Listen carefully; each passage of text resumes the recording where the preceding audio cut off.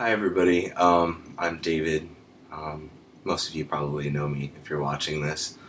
I just wanted to say thank you to everybody. Earlier today I finished my first exhibit ever at Momentum, which was an art show at LA Pride this year. It was a really incredible experience for me. This is the first time that I've ever had the opportunity and also the sponsors to actually get some of my work out there.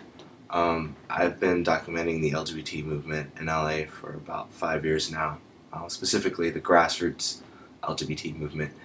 Um, and it's meant so much to me to be able to finally have people see these images, and also to see the trailer that I put together for the documentary.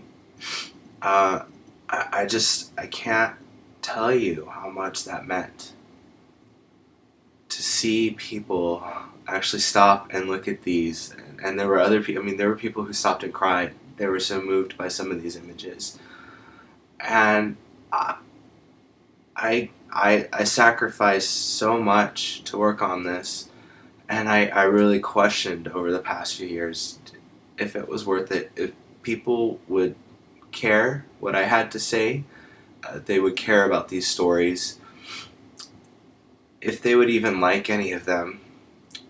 And it meant so much to me. And I just wanted to thank everybody who made this happen. Everybody who sponsored these prints, who came and saw the show, who put Momentum together, CSW for their work, and allowing this show. Uh, And I just wanted to share the story that I was telling a lot of the people at the exhibit that came by. One of the reasons why I've been working on this is that I really wanted everyone to know that they have the power to make a difference. I I was so moved when I went to these protests, and I started talking to some of these people, and I got to know the people who were behind the protests and people who went on to do so many other great things. It was amazing to me that they were really just everyday people who decided they wanted to make a difference, and they did something about it. I came from a small town in Indiana, West Lafayette, Indiana, and I was the only openly gay kid in my school. And sorry. And I used to go crying to my guidance counselor, Mrs. McGowan, all the time. And she would tell me about Cleve Jones. He actually was born in my hometown. And she would tell me about his work with the AIDS quilt and how he worked with Harvey Milk.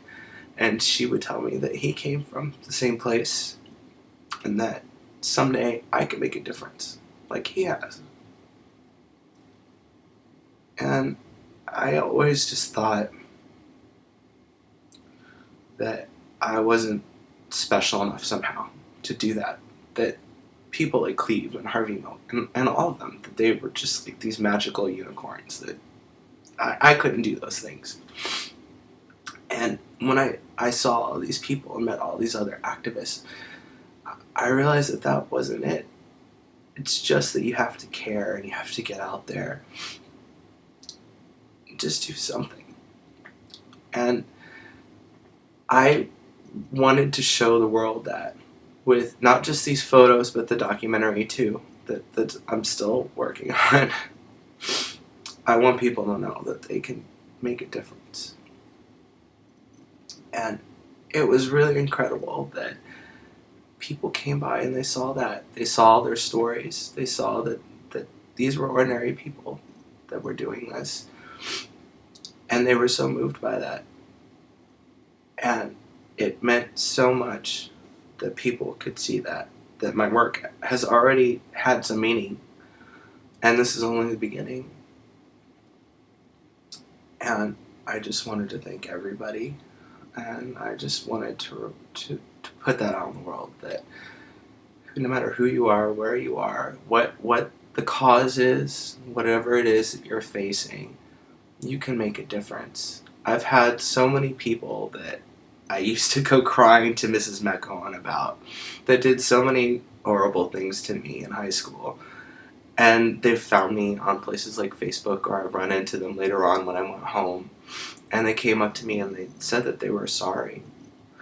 And so many of them told me that it was because I stood up for myself, or because I've always really done my best to be the best person I could, to be nice to others, to help others. And that showed a lot of those people that I was a human being just like they are. And I really never would have guessed that I would have had that impact on people.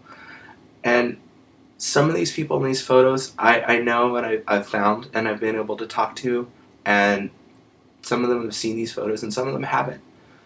And I keep thinking that some of them, those people, they don't know that these past 2 days, somewhere like 4,000 people walked by and were so moved by these images that they're in, and that they actually made a difference just by being there, that those nights at those protests. And you really never know.